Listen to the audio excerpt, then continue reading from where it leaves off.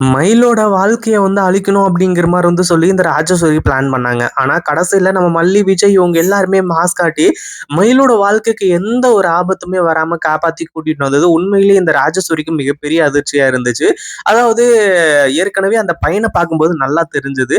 அதுவும் இல்லாம அந்த பையன் எதுக்காக தான் இந்த மயில தப்பிக்க விட்டான்னு தெரியலையே! இந்நேரத்துக்கு எங்கேயாச்சும் கொண்டு போய் வித்திருந்தான் அப்படின்னா, உண்மையிலேயே நம்ம நெனச்ச மாரி ரொம்ப ஹேப்பியா இருந்திருக்கலாம். இந்த மல்லி பயங்கரமா கதறி எழுதிருப்பா அப்படிங்கிற மாரி சொல்லி, மல்லி அள்றத பார்க்கணும் அப்படிங்கிறதுக்காக ஒரு பொண்ணோட வாழ்க்கைய எப்படி போனாலும் பரவால்ல அப்படிங்கிற மாரி சொல்லி, இந்த ராஜேஸ்வரி இருந்துட்டு இருந்தாங்க. ஆனா இப்போ கடைசியில ராஜேஸ்வரிய இந்த வீட்ட விட்டு நம்ம மல்லி, விஜய், அடுத்ததா மயிலு இவங்க எல்லாருமா சேர்ந்து கழுத்த புடிச்சு வெளிய தள்ளக்கூடிய ஒரு நிலைமை வரும் அப்படின்னு சொல்லிட்டு, ராஜேஸ்வரி கொஞ்சம் கூட எதிர்பார்க்கவே இல்ல அப்படின்னு தான் சொல்லணும். ஏன்னா ராஜேஸ்வரி ஏற்கனவே விஜயோட சொத்த அடையணும் அப்படிங்கிற மாரி நெனச்சு, இந்த வீட்ல உட்கார்ந்துகிட்டு இருக்காங்க அப்படிங்கிற விஷயம் எல்லாமே நமக்கு நல்லாவே தெரியும். அப்படி இருக்கும்போது, இப்போ ராஜேஸ்வரி ஒரு மிகப்பெரிய தவறு செஞ்சிருக்கா, ஒரு மிகப்பெரிய கொலை பண்ணியிருக்கா அப்படிங்கிற ஒரு விஷயம் இப்போ வெளிய வரப்போகுது. ஆனா அதே சமயத்துல அடுத்தடுத்து இப்போ மிகப்பெரிய ஷாக்கிங்கான விஷயம் எல்லாமே வெளிய வரப்போகுது. ஏன்னா நம்ம மல்லிய இத்தன நாளா போலீஸ் அரெஸ்ட் பண்ணணும்னு நெனச்சது. இந்த தீபிகா மேடம் தூக்கி ஜெயில்ல வைப்பேன் அப்படிங்கிற மாரி சொல்லிட்டு இருந்தது. அதுவும் இல்லாம இப்போ தீபிகா மேடம் மறுபடியும் சார்ஜ் எடுக்கணும். அதாவது போலீஸ் வேலையில மறுபடியும் நான் ஜாயின் பண்ணணும். அதுக்கப்புறம் தான் இந்த மல்லிக்கு இருக்கிறது. நான் எப்ப மறுபடியும் அந்த காக்கி சட்டைய போட போறேனோ, அன்னைக்கு அந்த மல்லி வெளிய இருக்க மாட்டா. ஜெயிலுக்குள்ள தான் இருப்பா. அவள தூக்கி நான் ஜெயில்ல வைக்க வேண்டிய எல்லா வேலையும் பார்த்துட்டு இருக்கேன் அப்படிங்கிற மாரி சொல்லிட்டு இருந்தாங்க. ஆனா அதே சமயத்துல சுடர் உயிரோடு இருக்கா அப்படிங்கிற ஒரு விஷயமும் இனிமே வெளிய வரப்போகுது. ஏன்னா இந்த ஒரு விஷயத்த யாருமே எதிர்பார்த்திருக்கவே மாட்டாங்க. ஏன்னா சுடர் இறந்து போயிட்டாங்க. அதாவது கொன்னு எரிச்சிருக்காங்க அப்படிங்கிற மாரி தான் நினைச்சிட்டு இருந்தாங்க. இப்போ இந்த ராஜசூரிய பத்தின என்ன உண்மை தெரிய வந்துச்சு அப்படின்னு பாத்தீங்கன்னா, ஏற்கனவே அதாவது ரேணுகா அப்படிங்கிறவங்க இறந்து போயிட்டாங்க அப்படிங்கிற விஷயம் எல்லாருக்குமே நல்லாவே தெரியும். பட் இருந்தாலும் எப்படி இறந்து போனாங்க, என்ன ஏது அப்படிங்கிற ஒரு மிஸ்ட்ரி யாருக்குமே தெரியாம இருந்துட்டு இருந்துச்சு. ஆனா இப்போ எல்லா உண்மையுமே தெரிஞ்சு போச்சு. அதுவும் இல்லாம இப்போ நம்ம விஜய் இந்த ராஜேஸ்வரிய கையும் களவுமா பிடிக்கிறாங்க. எப்போ அப்படின்னு பாத்தீங்கன்னா, விஜயோட போனை எடுத்து பார்த்துட்டு இருக்கும் போதுதான். ஏன்னா அந்த போன்ல தான் வீடியோ எவிடன்ஸ் அனுப்புறேன் அப்படிங்கிற மாதிரி சொல்லி அந்த கவின் ராஜேஸ்வரிக்கு ஒரு வாய்ஸ் மெசேஜ போட்டிருந்தாங்க. அப்படி இருக்கும்போது விஜய் அதை பார்க்கறதுக்குள்ள எப்படியாச்சும் அதை எடுத்து அழிச்சிடணும் அப்படிங்கிற மாதிரி நினைச்சாங்க. அதுவும் இல்லாம அதுக்கான சந்தர்ப்பம் கிடைக்கல.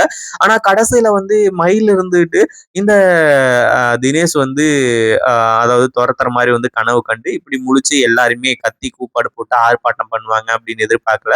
இந்த ஒரு கேப்பை பயன்படுத்தி இந்த ராஜேஸ்வரி அப்பாடா இவங்க எல்லாருமே இங்கதான் இருக்காங்க, உடனடியா விஜயோட ரூம்குள்ள போயிட்டு அந்த போனை எடுத்து அந்த வீடியோவை நம்ம டெலீட் பண்ணிடணும் அப்படிங்கிற மாதிரி சொல்லி நினைக்கிறாங்க. அப்படி மட்டும் டெலீட் பண்ணாங்க அப்படின்னா உண்மையிலேயே ராஜேஸ்வரி மாட்ட மாட்டாங்க. ஆனா கடைசியில இப்போ நம்ம விஜய் சரியான நேரத்துல இந்த ராஜேஸ்வரி கிட்ட தான் போனை புடுங்குறாங்க. அதாவது விஜய் மல்லிகிட்டயும் நாகுகிட்டயும் சொல்றாங்க. ஏன்னா ஏற்கனவே நாகு மயில் பக்கத்துல படுத்துட்டு இருந்தாங்க.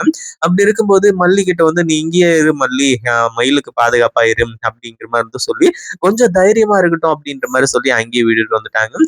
அதுக்கப்புறம் தான் நம்ம விஜய் ராஜேஸ்வரி தன்னோட போனை எடுத்து பார்த்துட்டு அப்படியே கையும் களமா போனோட பிடிக்கிறாங்க. எதுக்காக ராஜேஸ்வரி என் போனை பார்த்துட்டு இருக்க அப்படின்ற மாதிரி சொல்லி அந்த போன்ல இருக்க வீடியோ உடனடியா அதாவது விஜயோட கைக்கு வரும்போது பிளே ஆக ஆரம்பிச்சிருது.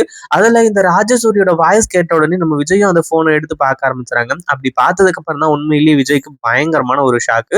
ஏன்னா அதுல இந்த ராஜேஸ்வரி ரேணுகாவை நான் தான் கழுத்தை நெரிச்சு கொன்னேன் அப்படிங்கிற மாதிரி சொன்ன ஒரு விஷயம் இருக்கு. அதை கேட்ட உடனே உண்மையிலேயே விஜயால ஏத்துக்கவே முடியல. அதுவும் இல்லாம விஜய் பயங்கரமா கத்த ஆரம்பிச்சாரு. அதாவது உண்மையை சொல்லு ராஜேஸ்வரி, இந்த வீடியோல சொல்றது உண்மையா, இந்த வீடியோ எங்க இருந்து வந்துச்சு என்ன ஏது அப்படிங்கறதெல்லாம் எனக்கு அவசியமே கிடையாது. ஆனா இந்த வீடியோல நீ தான் பேசிக்கிட்டு இருக்க அப்படிங்கறதும் தெரியுது, ஆப்போசிட்ல பேசிக்கிட்டு இருக்கிறது ரஞ்சிதா அப்படிங்கறதும் நீ பேசுறது தெரியுது. அப்படி இருக்கும்போது உண்மையிலேயே என்னோட ஒய்ஃப் ரேணுகாவை, அதாவது இப்போ வெண்பாவோட அம்மா ரேணுகாவை நீ தான் கொலை பண்ணியா அப்படிங்கிற மாதிரி சொல்லி பயங்கர கோவத்தோட கேட்டுட்டு இருக்காங்க. ஒரு பக்கம் இப்போ என்ன சத்தம் அப்படின்ற மாதிரி சொல்லி மல்லி இன்னும் மயிலி இவங்க எல்லாருமே கிளம்பி போறாங்க.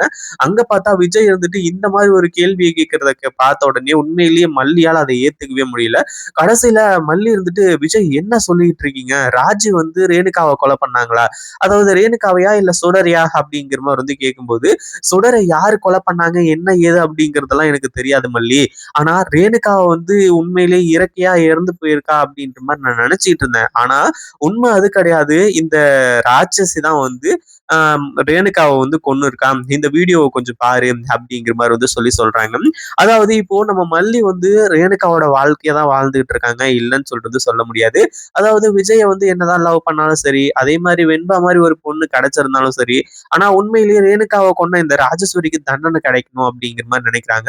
கடைசியில அந்த வீடியோவ பார்த்துட்டு, "உண்மையிலேயே நீ எல்லாம் மனுஷியா? என்ன காரியம் பண்ணி வச்சிருக்க? இப்படி தம்பி பொண்டாட்டிய வந்து நீ வந்து தலையில தூக்கி வச்சு ஆடலனாலுமே கூட, தம்பி பொண்டாட்டிய வந்து நார்மலா வந்து பார்த்துட்டு இருந்த அப்படின்னா பிரச்சனையே கிடையாது. ஆனா நீ என்னடான்னா, உன் தம்பி பொண்டாட்டிய வந்து கொலை பண்ண பார்த்திருக்க. உன்ன பத்தி ஆரம்பத்துல இருந்து எனக்கு நல்லாவே தெரியும். அதுக்கும் இல்லாம இனிமே வந்து உன்னால தப்பிக்கவே முடியாது." அப்படின்ற மாரி வந்து சொல்லி பயங்கர கோவத்தோட வந்து நம்ம மல்லி எல்லாம் சொல்லிட்டு இருக்காங்க. அதாவது இதுக்கு மேல இவள விடக்கூடாது. இன்னும் எத்தன பேர இவ கொல்லலாம்ன்னு சொல்லிட்டு வந்து தயாரா இருந்துட்டு இருப்பா அப்படிங்கிறது தெரியல. இதுக்கு மேலயும் இவள உயிரோட விட்டா கண்டிப்பா எல்லாருக்குமே மிகப்பெரிய ஆபத்து. இன்னும் எத்தன பேர வேணாலும் இவ கொல்லுவா அப்படிங்கிற மாரி வந்து சொல்லி அடிச்சு இந்த வீட்ட விட்டு வெளிய தொரத்துறாங்க. அடுத்ததா போலீஸ்க்கு இன்ஃபார்ம் பண்ணியாச்சு. ஏன்னா இந்த ராஜேஸ்வரிய வந்து வெளிய விட்டா வேலைக்கு ஆகாது. அதுவும் இல்லாம இந்த சுடர கொலை பண்ணதும் இவளா தான் இருக்கும் அப்படிங்கிற மாரி வந்து சொல்லி, இந்த ஆதாரங்கள் எல்லாத்தையுமே வச்சு இப்போ போலீஸ் கிட்ட வந்து புடிச்சு குடுக்குறாங்க. இனிமே இந்த ராஜேஸ்வரியால தப்பிக்கவே முடியாது. இதுக்கு முன்னாடி பண்ண கொலைக்கு இப்படி மாட்டிட்டு தவிப்பாங்க அப்படின்னு எதிர்பார்க்கல. இத பத்தி நீங்க என்ன நினைக்கிறீங்க? அந்த வீடியோ புடிச்சிருந்தா லைக் பண்ணுங்க, ஷேர் பண்ணுங்க. இப்பதான் நம்ம சேனலுக்கு ஃபர்ஸ்ட் டைம் வரீங்க அப்படின்னா, கீழ இருக்க சப்ஸ்கிரைப் பட்டன பிரஸ் பண்ணிக்கோங்க.